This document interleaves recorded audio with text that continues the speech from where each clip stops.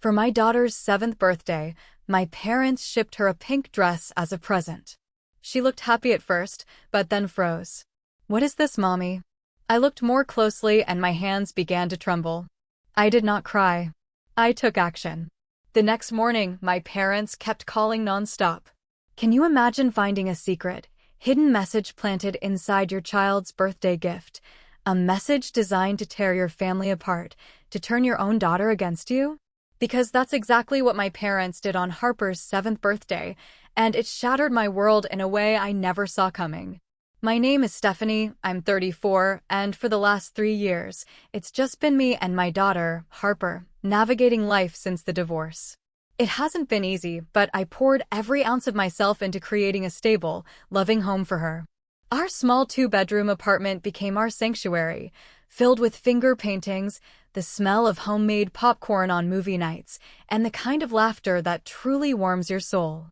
I worked remotely as a graphic designer, which meant I could be there for school pickups and those sudden fevers, even if the financial strain was a constant hum in the background. My relationship with my parents, Gerald and Diane Patterson, had always been complicated. Growing up in their pristine Connecticut home meant a life governed by rigid expectations and love that always felt conditional. Every achievement, no matter how big, came with a critique. Imagine if you had started earlier, Stephanie, instead of procrastinating. You might have been selected for the state competition. My father, a banking executive, ran our household with the same cold precision he applied to his business. My mother, a former beauty queen, perfected the art of the backhanded compliment. "That dress looks lovely on you, dear." It really helps minimize your problem areas.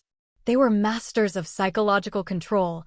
I just didn't have the words for it back then. When I met Craig in college, he was everything my parents despised. Artistic. Spontaneous. From a working-class family in Nevada. But he made me laugh, encouraged my dreams, and for the first time in my life, I felt truly seen. "He will never provide the life you deserve," my father declared at our first holiday dinner. "Artists starve, Stephanie." "You need security," my mother added, sliding a brochure for law school across the table. Despite their objections, Craig and I got married in a small ceremony. Their wedding gift was a check with a chilling note, for when reality sets in. I should have recognized it as the harbinger it was. They were right about the marriage in some ways. Craig struggled with holding down a steady job, always chasing his next artistic inspiration. The practicalities of life, bills, doctor's appointments, increasingly fell to me. But what truly ended our marriage wasn't his career choices, it was his infidelity with a gallery owner who promised to showcase his work. When I called my mother, sobbing after signing the divorce papers, all she said was, "We told you so." Just 6 words, but they echoed decades of judgment. For Harper's sake, I maintained minimal contact. Occasional phone calls, dutiful Christmas cards, rare visits where my mother would criticize my parenting and my father would question my financial decisions. Harper barely knew them beyond the expensive, impersonal gifts they sometimes sent, always accompanied by comments about how much more they could provide if only I'd come to my senses and move closer. As Harper's 7th birthday approached in early May, she was practically vibrating with excitement. Her gap-toothed smile was impossible to resist as she meticulously planned her guest list and changed her mind daily about cake flavors, chocolate with strawberry filling. No, vanilla with rainbow sprinkles. Wait, can we have both? We settled on a small celebration at the local park. I'd saved for months to afford the unicorn-themed decorations she coveted and the custom cake from the bakery downtown. Her actual birthday was a Thursday, but we planned the party for Saturday. Then, on Wednesday afternoon, the day before her birthday, a delivery truck pulled up outside our apartment. The driver carried a large silver-wrapped box with an elaborate bow. "Special delivery for Harper Patterson," he announced. My stomach tightened. "Who is it from?" I asked, already knowing the answer. "Card says Gerald and Diane Patterson," he confirmed. Harper came running, eyes wide. "Is that for me? Is it a present?" My parents rarely acknowledged her birthday beyond a card with a $20 bill. Last year, they'd forgotten entirely. "Can I open it now, please?" she begged, bouncing on her toes. I hesitated. My parents' sudden interest made me uneasy. But Harper's pure joy was overwhelming. Okay, I said, forcing a smile, but let me get the camera so we can send them a thank you video. As I retrieved my phone, I tried to quiet my suspicions. Maybe they were finally making a genuine effort. Maybe turning 60 had softened my father. I truly wanted to believe the best, for Harper's sake. Little did I know, this seemingly innocent gift was a Trojan horse, designed to shatter our world and force me to confront the toxic patterns I'd tried so hard to escape. Our living room was bathed in golden afternoon light as Harper settled on the floor with the large silver box. I positioned myself with my phone, ready to capture her reaction. Okay, birthday girl, go ahead and open it. I encouraged, pushing aside my lingering concerns. Harper attacked the wrapping with the unbridled enthusiasm only a soon-to-be 7-year-old can muster. Silver paper flew everywhere, revealing a white box with a gold-embossed logo from Balam's, an exclusive children's boutique I could never afford. It's so fancy, Harper exclaimed, carefully lifting the lid.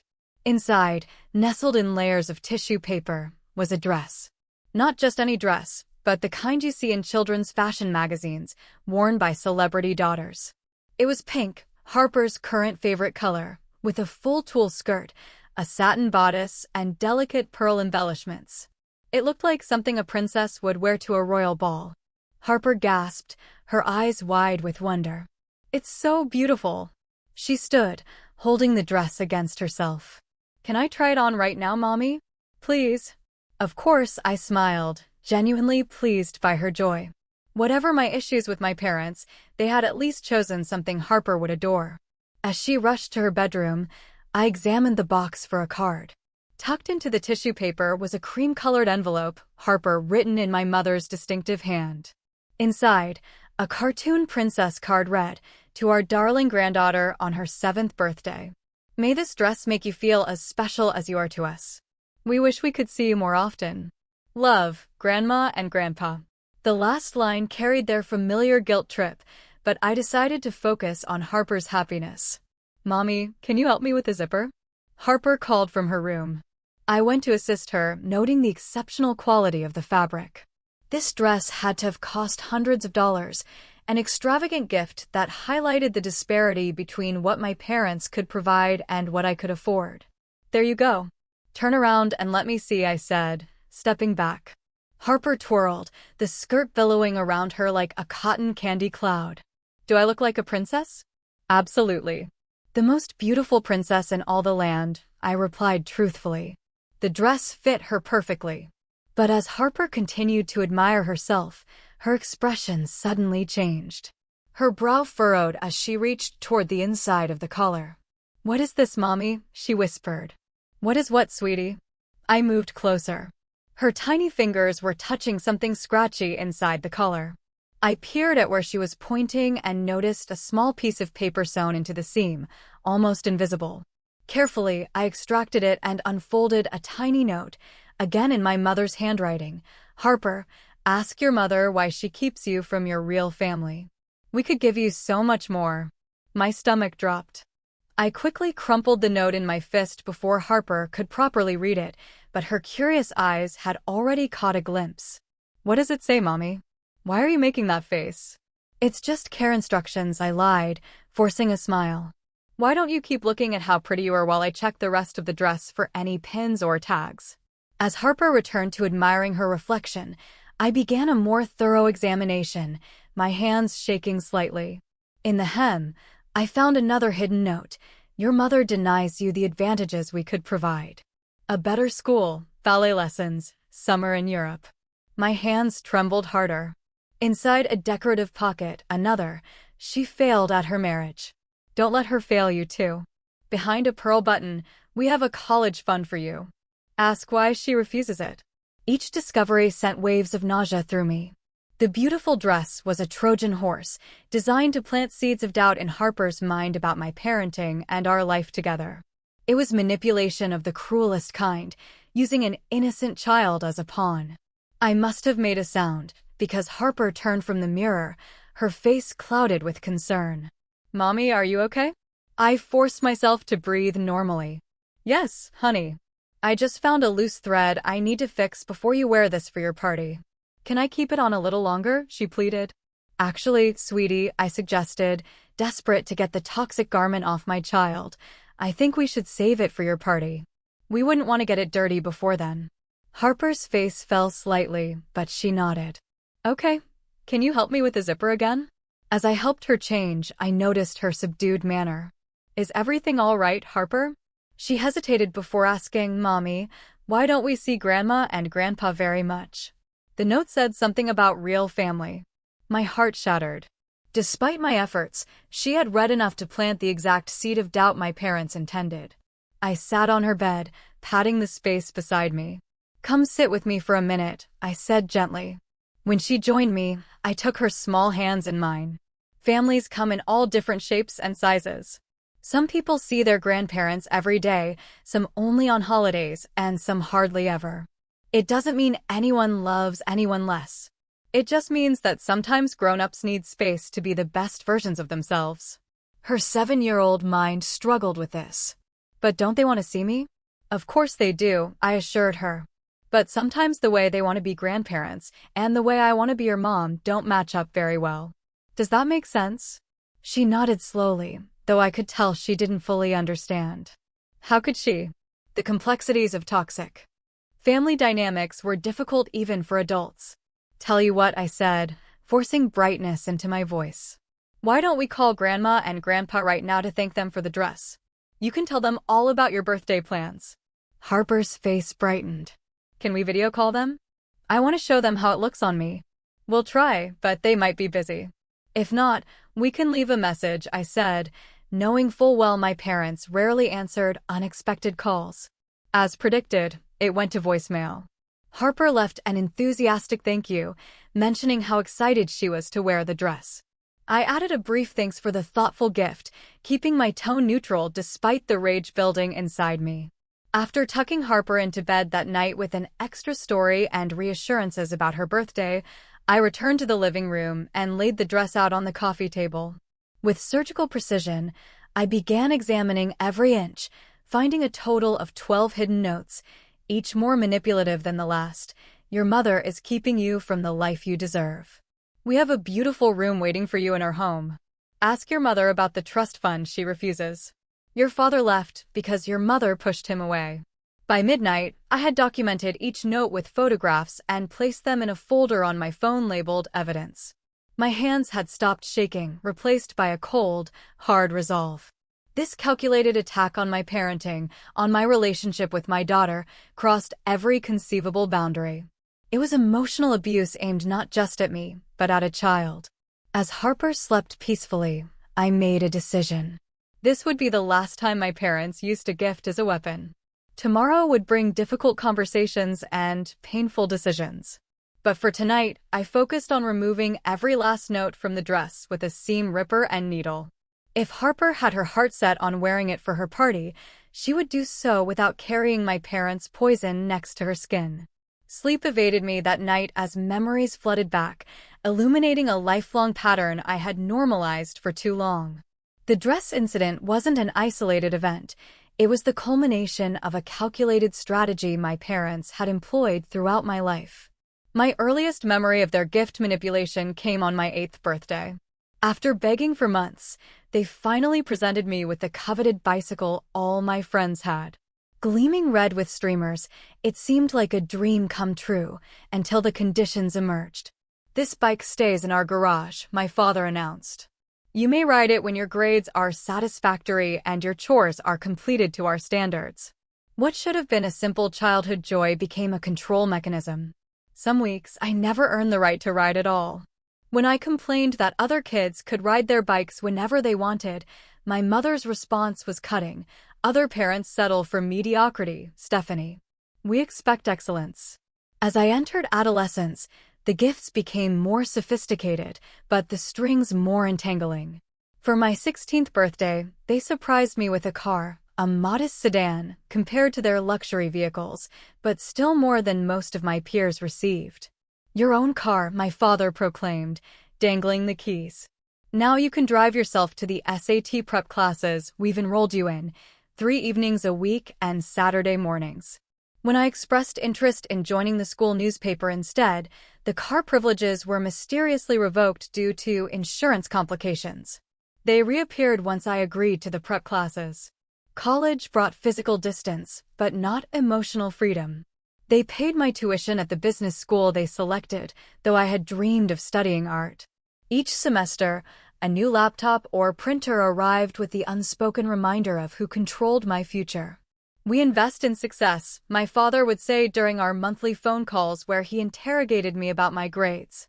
It was in my sophomore year that I met Craig in a literature elective, my one allowed fun course.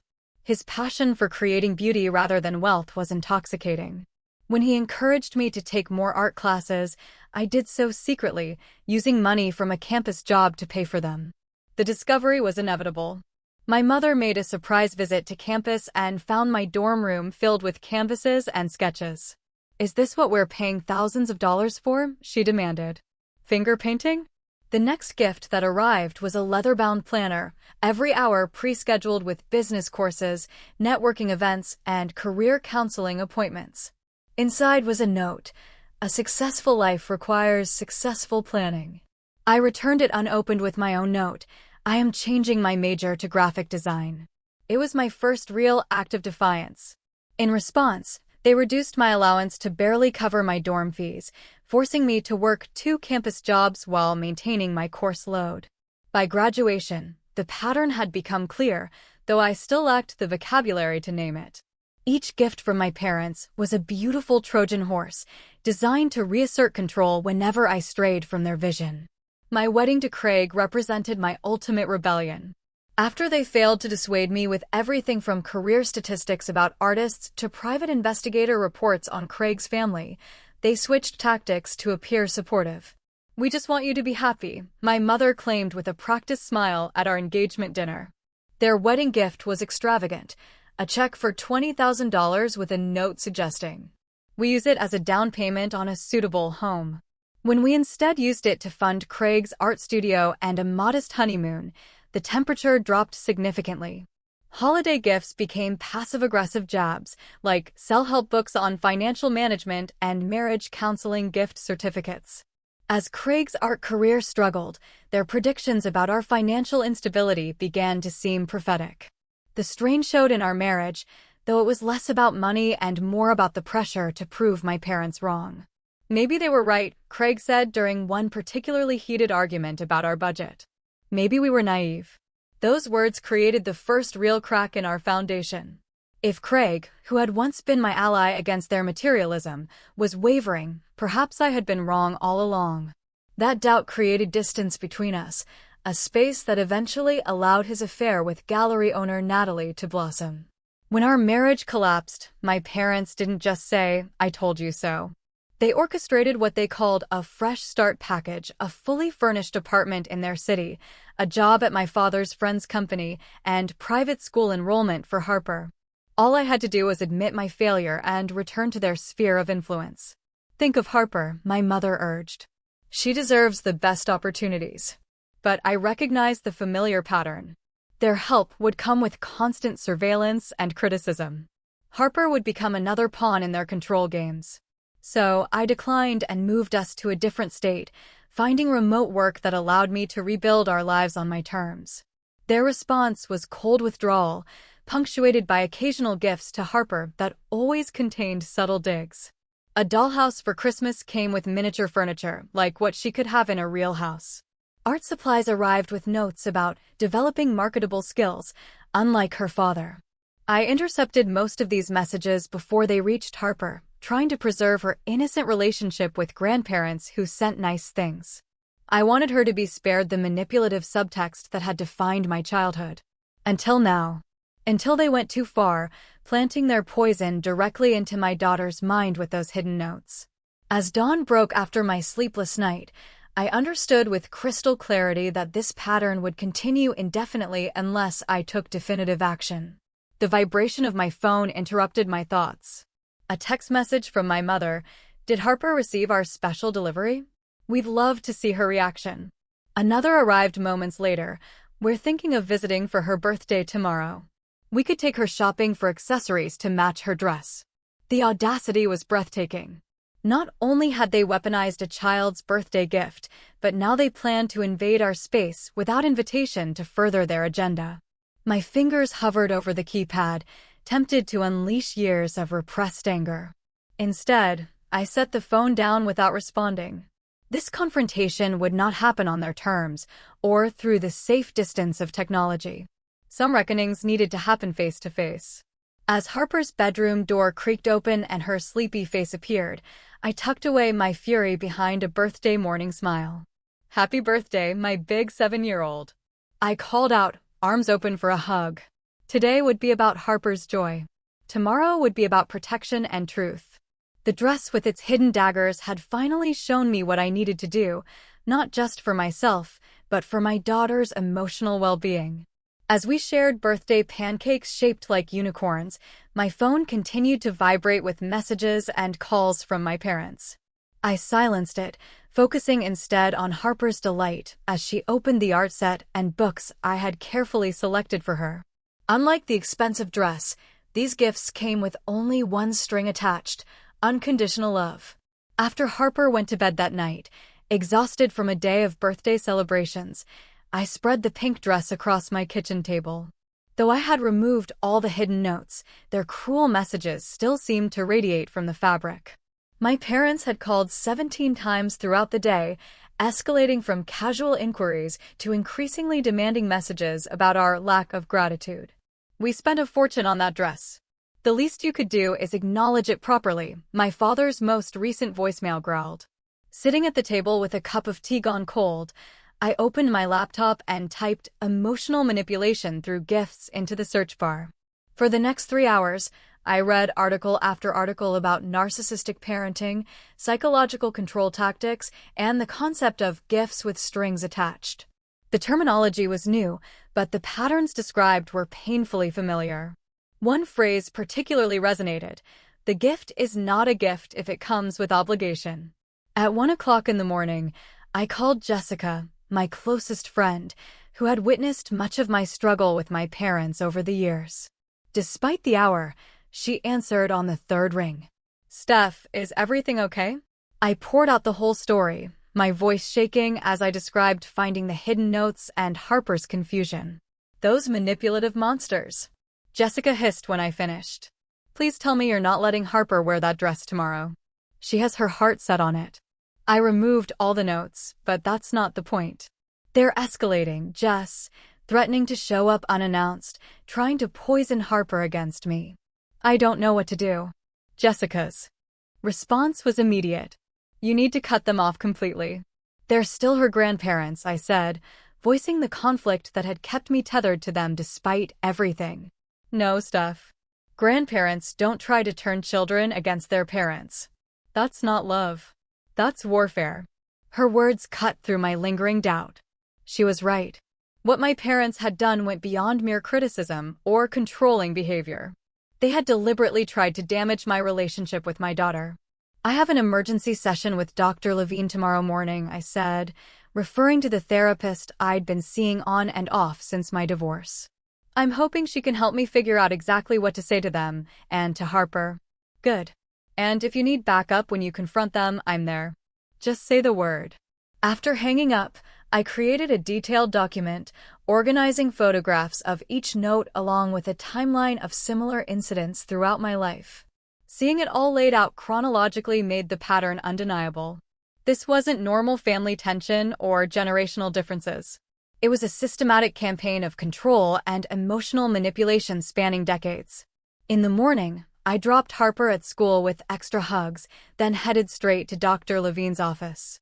The therapist's reaction to the photographs was one of controlled professional concern, but I caught the flash of shock in her eyes as she swiped through the images. "In all my years of practice, this is one of the more calculated attempts at parental alienation I have seen," she said finally. "These messages were clearly designed to undermine your authority and create confusion for Harper." "What do I do?" I asked, my voice small despite my resolve. "They're threatening to visit, to take Harper shopping. I'm afraid of what they might say to her when I'm not around." Dr. Levine leaned forward, her expression serious. Stephanie, we have discussed boundaries with your parents many times over the past 2 years. You have tried compromise. You have tried limited contact. You have tried carefully worded requests for respect.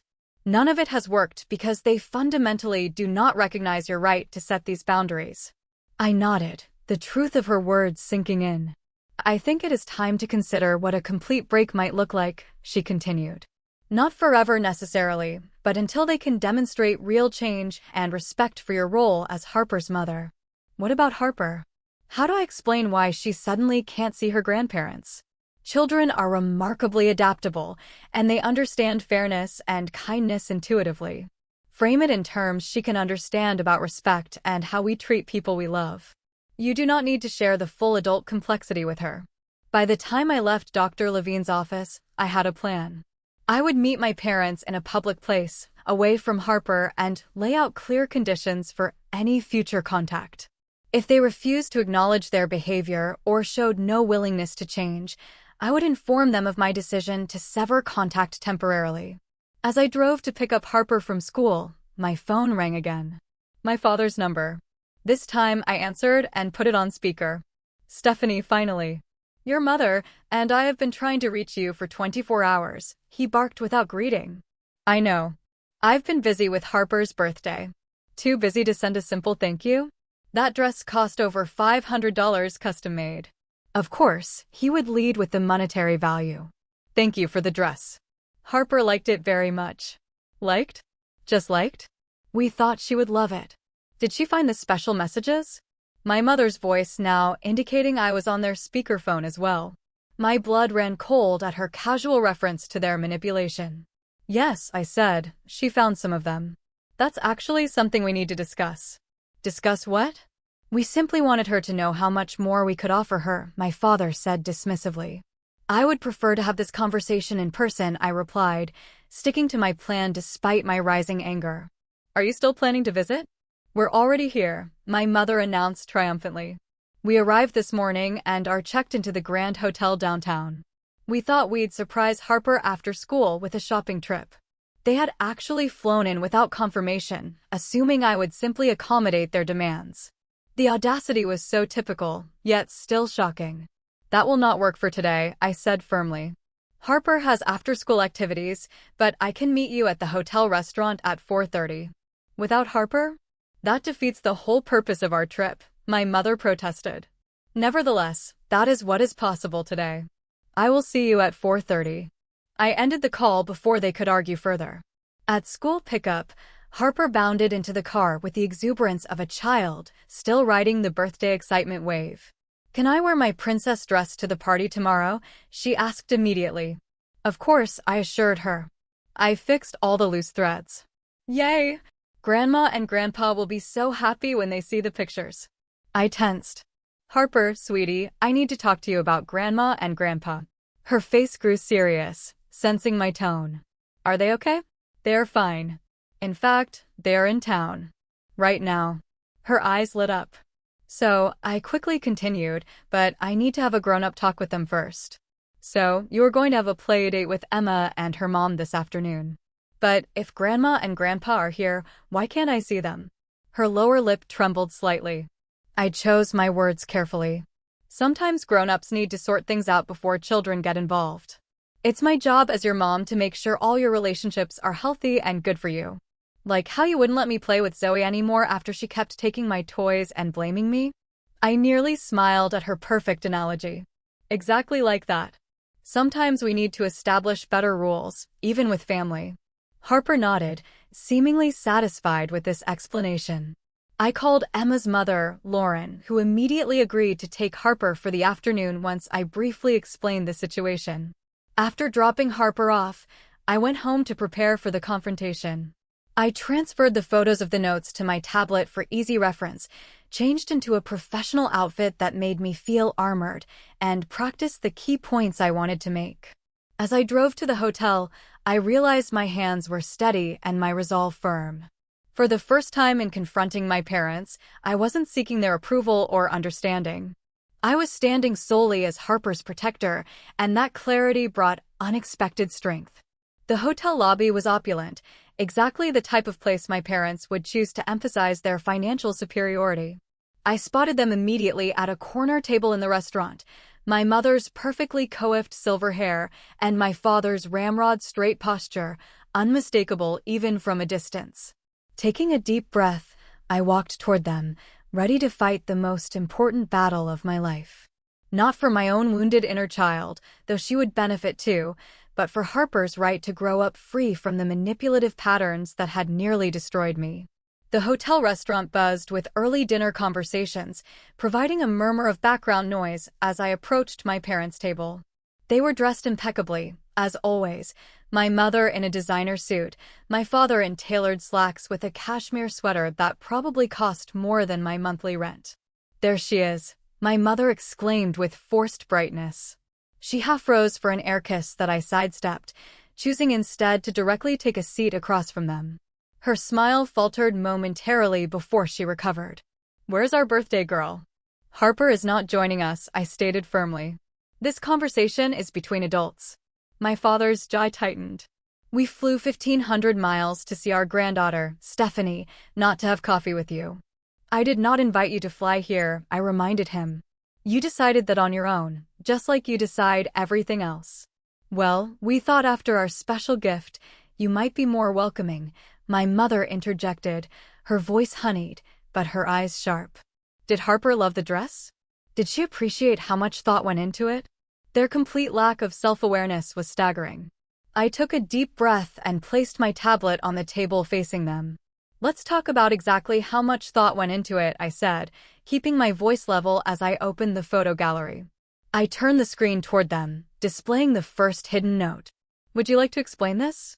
"This?" My mother squinted at the screen while my father reached for his reading glasses. Recognition dawned on both their faces simultaneously, but neither showed a hint of remorse. "Those were just little notes of affection," my mother said dismissively. Grandmother to granddaughter affection. I swiped to the next photo. "Harper, ask your mother why she keeps you from your real family. We could give you so much more." "Is that affection, mother? Or is it a deliberate attempt to undermine my relationship with my daughter?" "You're overreacting," my father cut in. "We simply want Harper to understand the opportunities she is missing by being kept away from us." "Opportunities? You mean like being constantly criticized and manipulated? Having every gift come with strings attached? Being made to feel that love is conditional on performance?" My voice remained steady, but I could feel heat rising in my cheeks. "We gave you every advantage," my father retorted, color rising in his face. "The best schools, music lessons, summer camps. All the things you are denying Harper. You gave me things, Dad. Not advantages. Things with conditions and expectations and emotional price tags so high I'm still paying them off in therapy." My mother's expression hardened. "Therapy? Of course. Blame us for your failures instead of taking responsibility." "This is not about blame. This is about boundaries." I swiped through more photos of the notes. "You hid 13 messages inside a child's birthday present, all designed to make her question her mother and her life. Do you have any idea how manipulative that is? How potentially damaging to a 7-year-old?" For a moment, genuine confusion crossed my mother's face. "We were just trying to let her know we care about her future. By telling her that her father left because I pushed him away? By suggesting I am deliberately keeping her from opportunities? That is not care, Mother. That is cruelty." My father leaned forward, his businessman persona taking over. "Stephanie, you have always been overly sensitive. We are simply trying to maintain a relationship with our only grandchild, whom you have systematically kept from us since the divorce." "I have kept healthy boundaries," I corrected, "which you consistently ignore or stomp across. This time, you went too far." "Too far?" My father scoffed. "What exactly do you think we did wrong?" "We sent a beautiful gift to our granddaughter." "A gift is freely given," I replied. "What you sent was a weapon designed to create division between me and Harper, and it is just the latest in a lifelong pattern." My mother's face registered genuine surprise. "Pattern? What pattern?" "Every gift you have ever given me came with control attached. The bike I could only ride when I earned the privilege. The car that was really just transportation to the classes you chose for me. The wedding check that you expected to dictate how we lived. And now these notes to Harper. It has always been about control, not love. A waiter approached to take our order, sensed the tension, and quickly retreated. My father used the interruption to collect himself. This is absurd. We have only ever wanted what is best for you, and now for Harper. No, I said firmly. You have only ever wanted what you decided was best. There is a difference. So, what exactly is the purpose of this meeting? My mother asked, her voice turning cold. To accuse us of being terrible parents and grandparents? To make us feel guilty for wanting to be involved in Harper's life. The purpose is to establish clear boundaries going forward, I replied, shifting into the plan I had prepared. If you want to have a relationship with Harper, there will be new rules. My father's eyebrows shot up. Rules? We do not need rules to see our own granddaughter. Actually, you do. First, no more surprise visits. You will ask permission before coming and respect my answer if the timing does not work. Second, no more undermining my parenting with comments or hidden messages. Third, gifts are just gifts, not opportunities for manipulation. If you cannot follow these boundaries, you will not have access to Harper. My mother's face reddened. You cannot keep our granddaughter from us. We have rights. Grandparent rights. I laughed without humor. Go ahead and consult a lawyer. I already have. In our state, you would need to prove I am an unfit mother or that denying visitation would harm Harper. Good luck making that case with evidence of your attempting to alienate her from me. My father's expression darkened dangerously. This is how you repay everything we have done for you. With threats and accusations. I am not threatening. I am stating facts. Your behavior has become harmful, and my primary responsibility is to protect Harper. From her loving grandparents, my mother's voice rose sharply, drawing glances from nearby tables. We are trying to give her advantages you cannot provide. You are trying to buy her loyalty and turn her against me, I corrected. And I will not allow it anymore. My father stood abruptly, towering over the table. I will not sit here and be lectured by my own daughter about parenting. We raised you to be successful, and instead you threw it all away on a failed marriage to a starving artist. Now you live in a shabby apartment barely making ends meet, and you have the audacity to criticize us. His voice had risen to the point where other diners were openly staring. I remained seated, refusing to match his intensity. Dad, please sit down. Don't tell me what to do, he snapped. We are leaving. When you come to your senses and realize Harper deserves better than your stubborn pride allows, you can contact us. As he threw his napkin down, I delivered the final boundary. Until you can acknowledge what you did was wrong and commit to respecting my role as Harper's mother, we will not be in contact. I will be blocking your numbers and returning any packages you send. My mother gasped. You would cut us off completely? Your own parents. I would protect my daughter from the same emotional manipulation I endured. Yes, this is ridiculous. My father sputtered. Diane, we are leaving. Stephanie clearly needs more time with her therapist to work through her delusions. As they gathered their things, my mother leaned down, her voice low and venomous. When Harper grows up and resents you for keeping her from opportunities and family, remember this moment. This is your choice, not ours. No, Mother. This is the consequence of your choices. The door remains open when you are ready to respect boundaries and have a healthy relationship. They stormed out of the restaurant, my father pausing only to throw cash on the table for their untouched drinks. Several diners watched their exit before turning curious eyes to me. I sat alone, surprisingly calm in the aftermath of the storm. A middle-aged woman at the next table caught my eye. Are you all right, dear?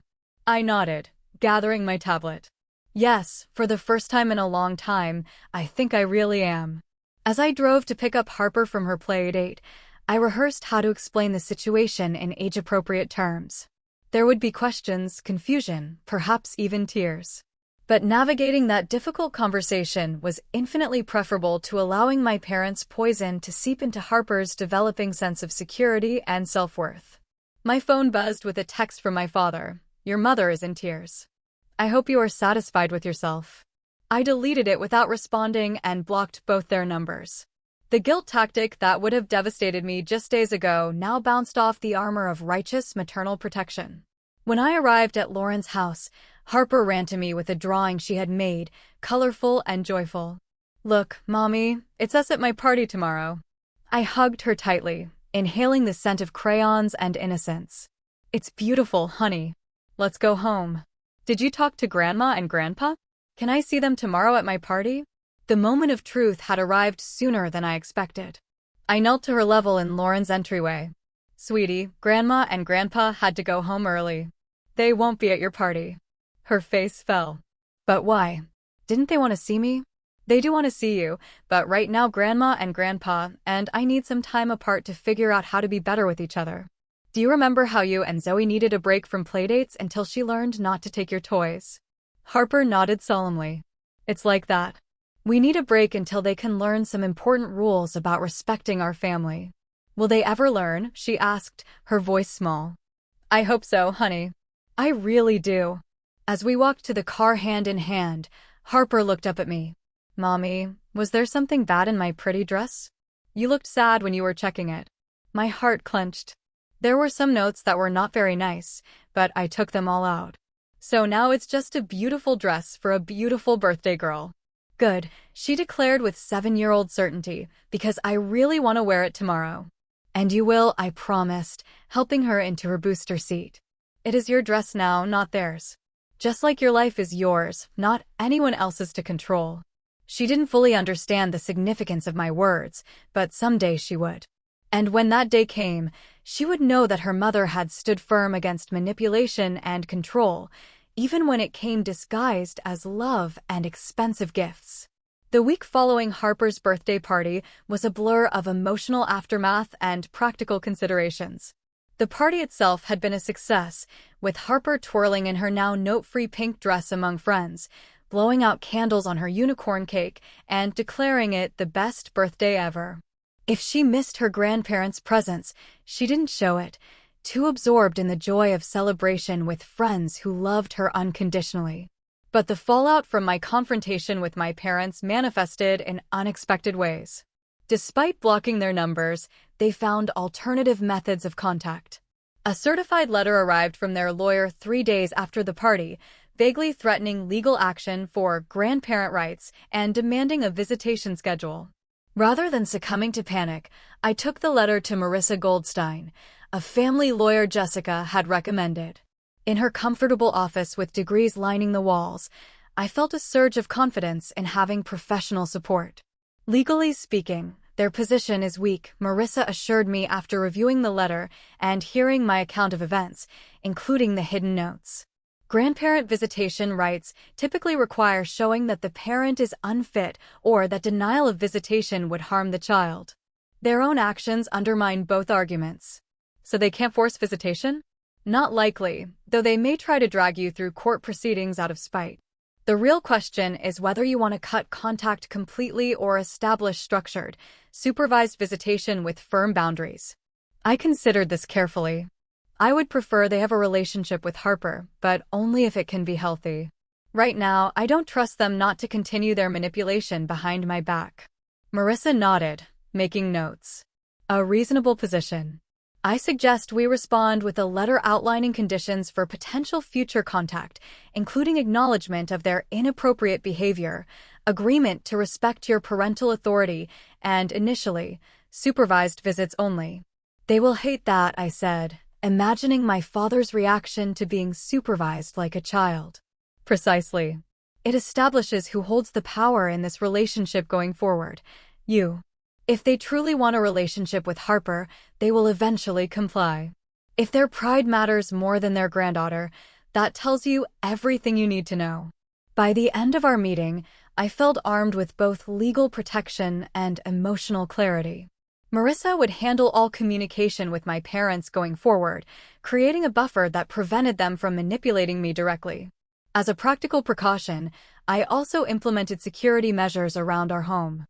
I installed a video doorbell to monitor any unexpected visits and spoke with Harper's school about updating her approved pickup list to explicitly exclude my parents. The school counselor, Miss Jenkins, was understanding and supportive. "Unfortunately, we see contentious family situations quite often," she explained during our meeting.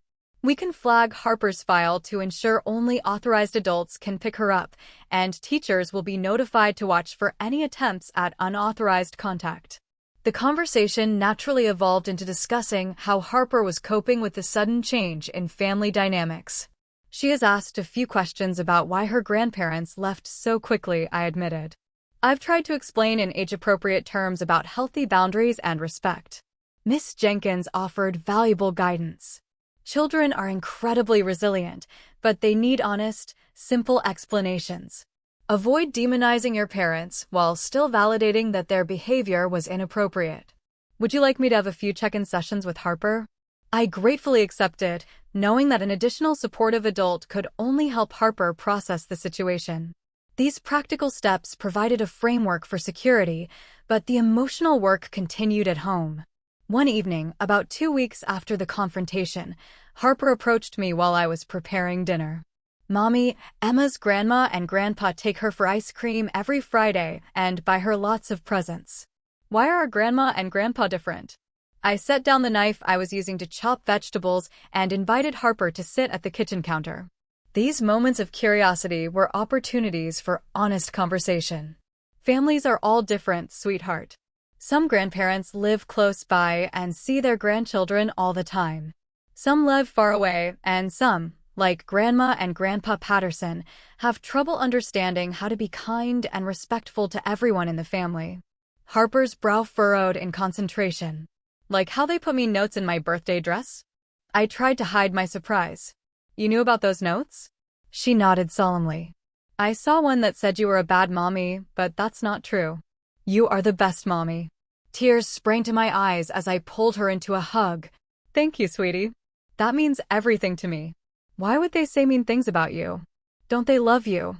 The innocent question cut to the heart of decades of pain.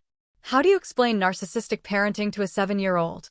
They do love me, but they don't always know how to show love in healthy ways.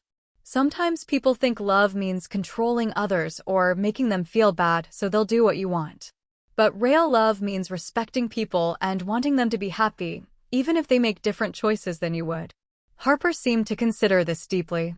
Like how you let me choose between ballet and soccer, even though you really wanted me to try ballet? I smiled at her perfect analogy. Exactly like that. Love is about supporting people's choices, not forcing your own wishes on them. So, we can't see Grandma and Grandpa until they learn not to be controlling?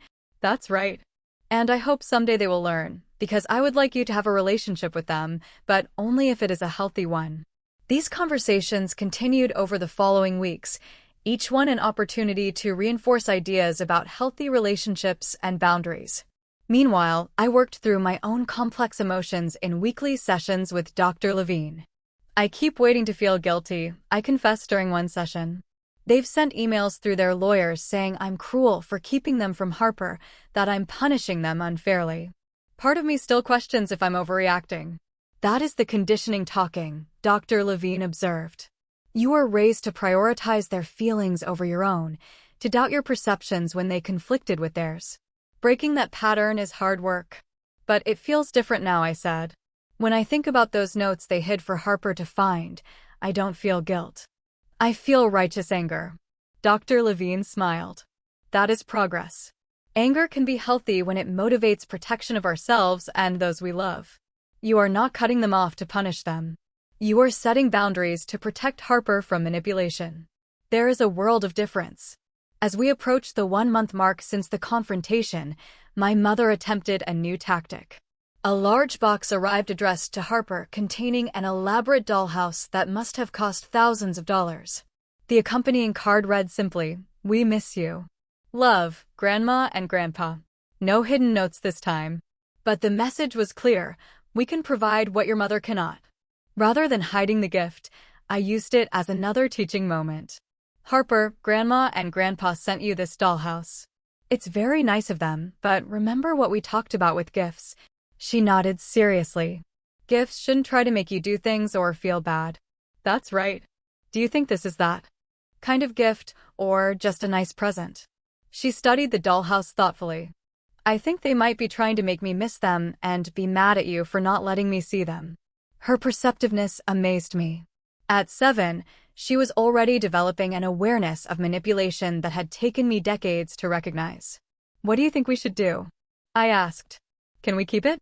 If I know it's that kind of gift, I would really like to play with it." I laughed at her practical approach. "Yes, we can. Knowing the difference is what matters." Through Marissa, I sent a brief message acknowledging receipt of the dollhouse and reiterating our conditions for resuming contact. There was no response. Work became another unexpected arena for recovery. When I needed to take time off for legal consultations and Harper's counseling appointments, I reluctantly explained the situation to my boss, Alicia. To my surprise, she was extraordinarily supportive. "Family boundaries are health boundaries," she declared. "Take whatever time you need. Your projects can wait a few days." This validation from someone outside the situation reinforced that I was not overreacting or being unreasonable. Normal, healthy people understood the need for boundaries against manipulation.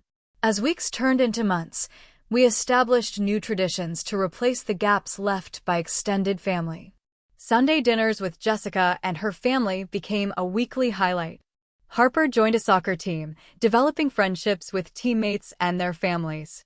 Our world expanded in ways it never could have under my parents' controlling influence.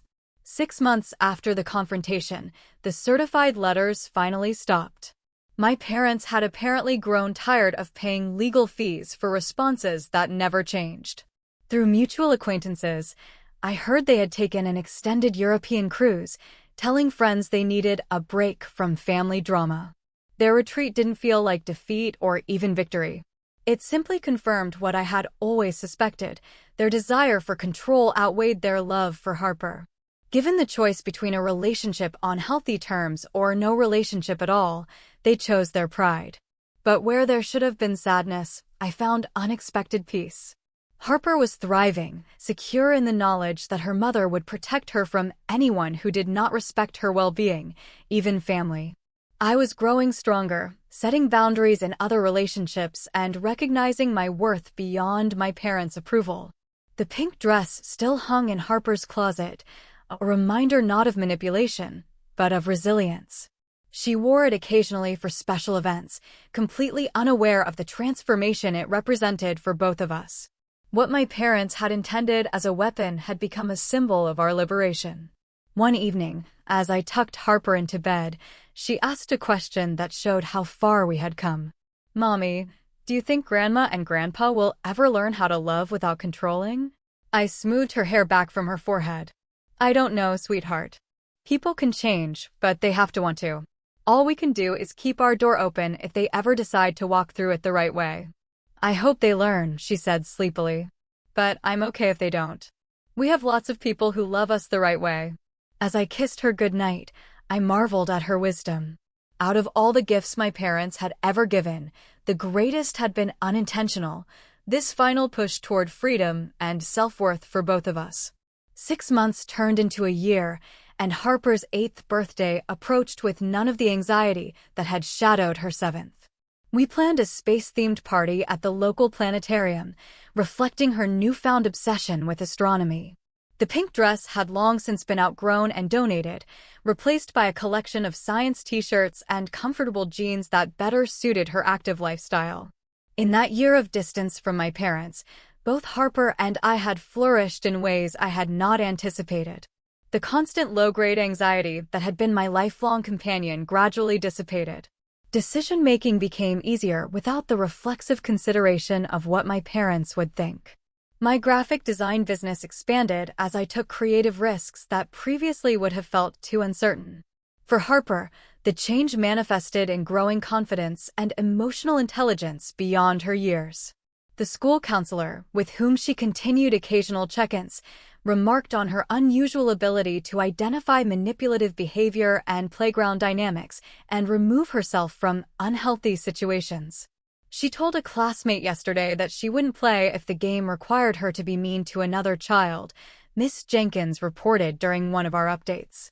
When pressed, she said, "Real friends don't make you choose between being nice and being included." That is remarkably mature insight for an 8-year-old. Pride swelled in my chest upon hearing this.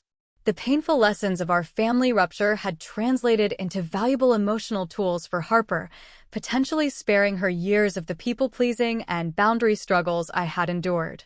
Our healing journey had not been without professional support. Dr. Levine introduced me to several therapeutic practices that proved transformative. Foremost among these was inner child work, allowing me to reconnect with and nurture the part of myself that had been wounded by my parents' conditional love. Imagine your childhood self, Dr. Levine would guide me. What would she need to hear from you now? This practice initially felt awkward, but gradually became powerful. I learned to parent myself with the compassion and validation I had always craved, which in turn enhanced my ability to parent Harper with healthy attachment rather than anxious control. We also incorporated ritual into our recovery. On the anniversary of the confrontation, Harper and I created a freedom wall in our apartment, a corkboard where we pinned representations of choices we had made independently.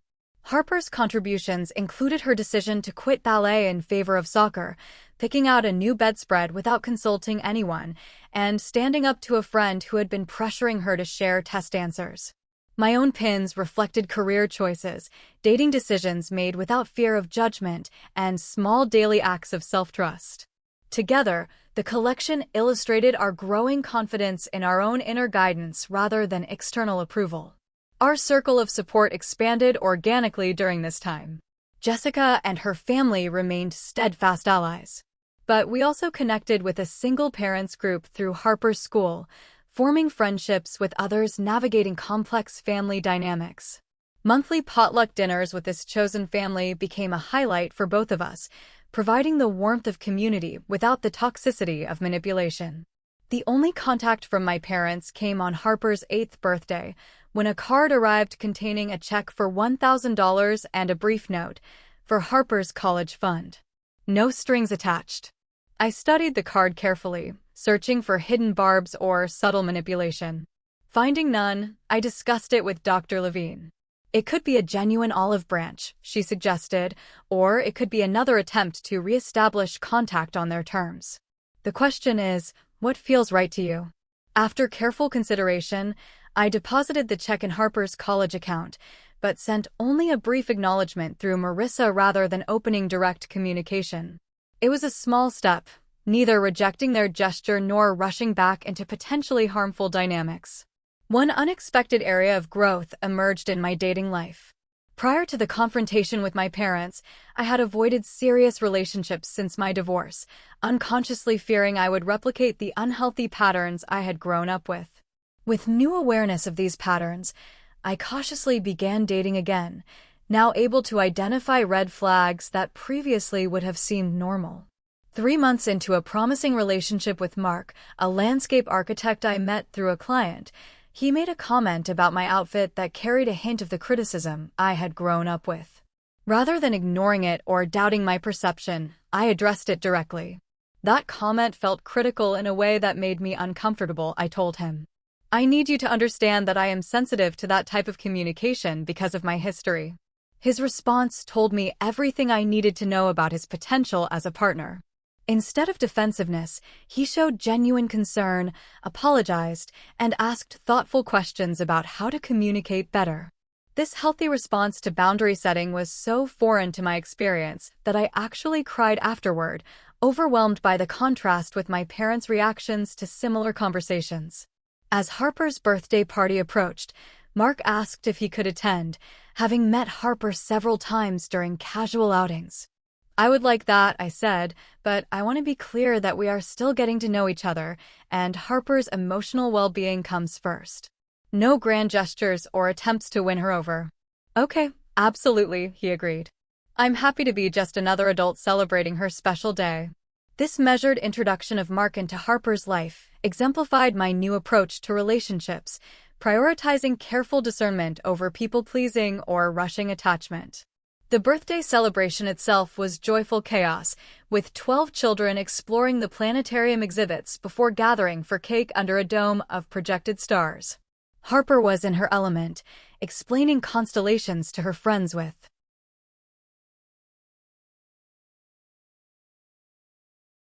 infectious enthusiasm. As the party wound down and parents arrived for pickup, I found a quiet moment with Harper near the gift table. "Did you have a wonderful birthday, sweetheart?" She nodded emphatically. "The best ever." And guess what? I didn't even think about Grandma and Grandpa all day. Her innocent observation struck me with its profundity. The absence of my parents, which once would have felt like a painful void to be filled with excuses or explanations, had simply become our normal. Harper was not damaged or deprived by their absence. She was thriving. That evening, after tucking an exhausted but happy Harper into bed, I sat on our small balcony with a cup of tea, reflecting on the journey of the past year. The painful confrontation that had initially seemed like an ending had actually been a beginning. The first step toward authentic living, unconstrained by manipulation and conditional love. The deeper lesson had emerged gradually. True love, whether parental, romantic, or friendly, never requires diminishment of self. It expands rather than contracts, liberates rather than controls, celebrates growth rather than punishing independence. By standing firm against my parents' manipulation, I had not only protected Harper, but had modeled for her the fierce self-respect I hoped she would carry throughout her life. I had also learned that family is defined not by blood, but by healthy attachment. The people who had rallied around us during the past year, who had respected boundaries and offered support without expectation of return, were more truly family than those who shared our DNA but could not honor our autonomy. Most importantly, I had discovered that breaking generational patterns of control and emotional manipulation was not just possible, but necessary. Though painful in the short term, the disruption of toxic dynamics created space for new, healthier patterns to emerge. By refusing to continue the cycle, I had given Harper a different legacy, one of emotional intelligence and clear boundaries. My phone chimed with a text message from Jessica, just checking in. "How did the Space Princess do with her party?" I smiled at her thoughtful check-in and replied, "Amazing day. She's over the moon." Literally. "Thank you for everything this year." Jessica's response came quickly. "That's what real family does. No thanks needed." As I sat in the quiet evening, watching stars emerge above our small balcony garden, I felt a profound sense of peace. The journey of healing was ongoing. But the hardest part, the initial break from toxic patterns, was behind us. Ahead lay the gradual unfolding of lives built on authenticity rather than appearance, on genuine connection rather than control. The pink dress with its hidden daggers had been meant to wound, to create division and doubt. Instead, it had become the catalyst for liberation. In trying to tighten their grip, my parents had ultimately lost their hold entirely, freeing Harper and me to discover who we truly were beyond their narrow definitions and expectations. Have you ever had to set difficult boundaries with family members to protect yourself or your children? Tell me what you think. I really want to know.